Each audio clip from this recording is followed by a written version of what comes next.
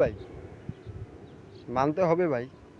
ফেসবুকে নিত্য নতুন আপডেট দিলে, ফেসবুকে নিত্য নতুন যদি আপডেট দেয়, তো ভিডিওর ভিতরে রেস এঙ্গেজমেন্ট, ভিডিওর ভিতরে ভিউ, লাইক, কমেন্ট কই দিনে লাগে মনে হয়, আমার মনে হয় কমে যায়।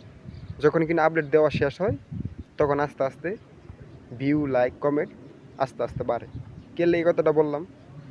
বললাম যে মনে করেন আপডেটের আগে ভিডিও ভিতরে ভালোই ভিউ, ভালোই লাইক, কমেন্ট আসে, কিন্তু যেই টাইমে আপডেট দিব, ঠিক আছে, যেই টাইমে আপডেট দিব হেয়ার আগ দিয়া race engagement, like, comment, view video ভিতরে একবারই কম আসে। মানে বলতে হলে আসেই না। বর্তমানে আপডেট চলতেছে, ভিডিও ভিতরে লাইক, ভিউ অনেক কম আসতেছে। আপডেট দেওয়ার পরে আমার মনে হয় আপডেট দেওয়ার পরে আবার আগের মতন লাইক, কমেন্ট, ভিউ আসবে।